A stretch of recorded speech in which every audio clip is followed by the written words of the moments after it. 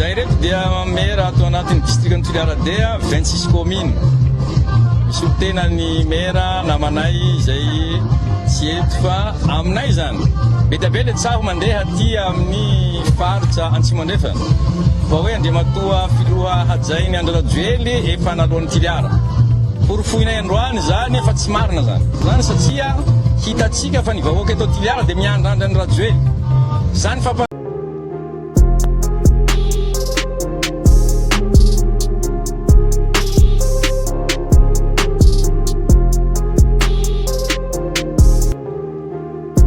Ny vahoaka ny Toliara dia miandrandra ny filoham-pirenena Andrajoely. Faly miarahaba sy mitafatafa amintsika jiaby indray mpanaraka ny chaîne YouTube vaovao malagasy. Araka hitantsika vidéo fanokefitra natao ireo mpentanàna tany amin'ny district Toliara D. Misy 40 na 26 eo ny mpentanàna fa 30 izy ireo manohana ny fitondram-panjakana izay tarihin'ny Andrajoely amin'ny resaka fampandroana any amin'ny district faharoa zay amin'ny Toliara D. Tsy dia valapatrano zany tsika fa mitohy ary mifanokevitra ataontsika zay amin'izao fotoana izao manko dia miandrandra ihany koa ny filohan'nday malagasy miandrandra ny filoham-pirenena Andrajoely. Araka ny sary sy vidéo hitantsika zao manko zareo dia hanao naneho hevitra tamin'ny vahoaka malagasy indrindra tamin'ny mpanao gazety amin'ny 15 taona ny fiverenany fahalevantena sy ny joroa ny filohan'nday fampahafantarana ny hetsika tarakevitra sy sary famantarana ny fankalazana fitiavan-tanindrazana mitarika fandrosoana. Io no tarakevitra voafidy entina hankalazana ny 15 taona ny verenany fahaleovatenany malagasy ny filohan'nday malagasy izay ampahafantarana amin'ny fomba ofisialy ny alatsinainy androany io ny 9 Mai 2024 tao amin'ny kianjan'ny Barea Mahamasina izay niaraka tamin'ny sary famantarana ny tarika ny fotoana ny ministra ny filohan'nday ny général Saively Lalamonja Delphin notrony ny ministra ny filaminam-bahoaka ny inspecteur général de police Rakotoarimanina Herilala sy ny ministra délégué misahana gendarmerie ny général Rakotondrazaka Andriatsarafa Andriamatovy niaraka tamin'ireo délégation avy amin'ireo herivery fiarovana ary nitariny filohan'ny komity pirenena manomana ny fankalazana 20 Jona ny général Rakotondrabary Eric ary ny tale serasera eto anivon'ny ministère ny filohan'nday Ramatoa Andrianarisoa Bodo Antalovasoa. Hitantsika manko zany arahantsika manko fanokevitra natao zareo zay fa mipetraka ny fanontaniana ho an'ny filohan'nday malagasy fa indrindrindrindra ho an'ny vahoaka malagasy rehetra tsika Madagasikara zay hoe mahaleo tena ve ny filohan'nday malagasy ny fahindrindrindra tsika rehetrarehetra tsika malagasy tsika Madagasikara amin'ny lafiny rehetrarehetra makasiky ny ity zany hoe fiverenany fahalevantena zay fa mbola saritsary ny aloha teto averintsika zavatra nytenen'ireo ben'ny tanàna reo hoe miandrandra ny Andrajoely ny vahoaka hoy zareo ary ben'ny tanàna reo fa raha jerena amin'ny ankapobeny tsy misy an'izany hoe hiandrandra ny Andrajoely zany vahoaka ny fotony.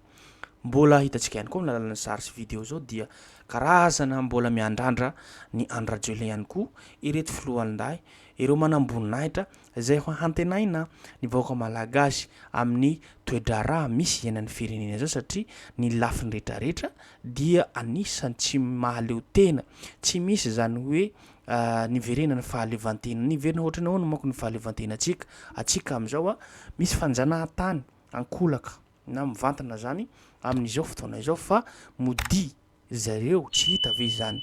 Andao manko arahantsika fanokevitra nataon'ny ministra ny filohan'nday zay mahakasiky ny fankalazana ny 15 taona ny fiverenany fahaleovatena zay hoe slogan manko amin'izao ny fitiavana tanindrazana mitarika fandrosoana. Zay tokoa ve ny miainana misy amin'izao fotoana zao tena fitiavan-tanindrazana tokoa no mitarika ny reto manamboninahitra rehetrarehetra na ny filoham-pirenena Andrajoely zany na olo rehetrarehetra fitiavan-tena no zava-misy amin'izao fa tsy ny fitiavany tanindrazana fa indrindrindrindra ny vahoaka malagasy firenena amin'ny ankapobeny zay. Ndao rahantsika fanokevitra natao zareo zay fa karazana hisy fietseketsehana io manko mahazatra tsy maintsy misy kermesy ihany manko io dia eo ihany koa ny balina fomanga rehetrarehetra zay hatao any Ilaky Arivo araka ny fanazavany arahantsika manko fanokevitra natao zareo zay fa ny matso dia atao any amin'ny kianjan'ny Barea Mahamasina ihany. Ndao rahantsika zany fanokevitra natao zareo zay fa azadina trano tompolahy sy tompoko vavy ny miabone na manao zay na manao commentaire avantsika mahatsaratsara zavatra izay. Nampahafantarina androany tetsy amin'ny kianja Bahary Mahamasina ny tara-kevitra sy ny logo ny fetim-pirenena eny amby 20 Jona 2024. Amin'ny fomba manetriketrika no entsina ankarazana ny asaramanitra amin'ity taona ity, ho nambara ministro Voalohandaha. Ny fitiavan-tanindrazana mitarika fandrosoana, io no tara-kevitra izay nosafidiana amin'ity taona ity, hoentina manokana namafisana ny fitiavan-tanindrazana ho ao am-pony tsirairay. Androany moa dia ny andro izay natokantsika fampahafantarana ny vahoaka manontolo ny tara-kevitra sy ny logo amin'ny fankalazana ny 20 taona ny iverena ny fahaleovan-tena sy ny joroany Voalohandaha.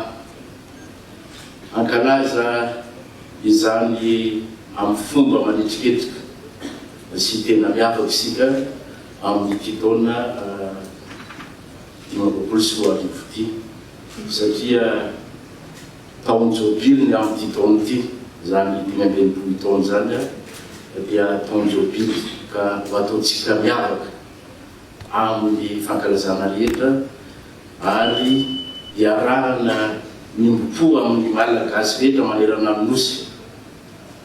Izany fankalazana zany moa dia iaratsika nalala fa nitapahana teo amin'ny filan-kevitra minisitra izay nitarina ny moatoa filohan'ny republikan'i Madagasikara ary napetraka sy natolotra tao ary nahazoana fankatoavana ny logo misy an'izany fankalazana zany sy ny tara-kevitra dia ny fitiavan-tanindrazana mitarika fandrosoana.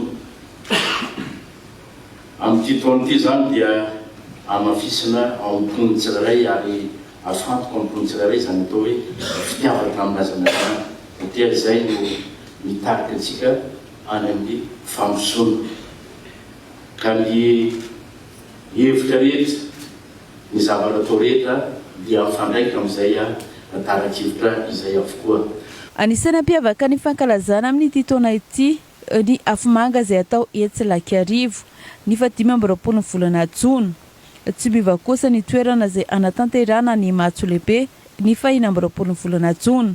Afomanga lehibe izay manerana ny distrika rehetra miavaka manokana ny eto andrenivohitra satria araka ny fanlazainy andromatoa filohan'ny Republika Madagasikara ombienimbeny dia ho atao eny amin'ny laky arivo zany afomanga lehibe zany anehoana ny fiavahany 15 taona niverenany fankalazana ny fiarovan-tenan'ny Madagasikara. Ary ny 20 Jona dia ny matso lehibe izay andraisan'ireo hery fiarovana sy filaminana ary ireo hery velona anjara izay atao any amin'ny distrika rehetrarehetra manerana ny nosy no anaovana azy. Ny eto andrenivohitra dia eto amin'ny kianjan'ny Barea no anaovana an'izany matso lehibe izany. Koa miantso ny vahoaka malagasy rehetra ny tena koa andray anjara amin'izany fankalazana zany, nankalaza izany fankalazana zany ao anatin'ny fifaliana, ao anatin'ny fanomezan-tanana, ao anatin'ny fimbonam-po ary indrindra ao anatin'ny fitoniana. Amafisina ny fitandrona ny filaminana rehetra mba ahafahany vahoaka malagasy ankalaza ampitoniana ireo hetsika rehetra izay atao nanambara ny ministro Voalohandaha hatrany. Mazava ho azy rehefa misy ny hetsika lehibe toy izao dia tsy maintsy amafisina daholo ny fitandrona ny filaminana rehetra mba ahafahany vahoaka mankalaza ampilaminana, mba ahafahany vahoaka mankalaza ampitoniana izany hetsika rehetra zany ary mba fitaratra koa ny eto Madagasikara ao anatin'ny filaminana no anatantaratsika ny etsika rehetra zay ataontsika manomboka izao. Isan'ny fametrahana tsangam-bato-pahatsiarovana ho mariky ny 15 taona ny iverenan'ny fahaleovantenan'ny firenena malagasy izay atao etsy Analakely.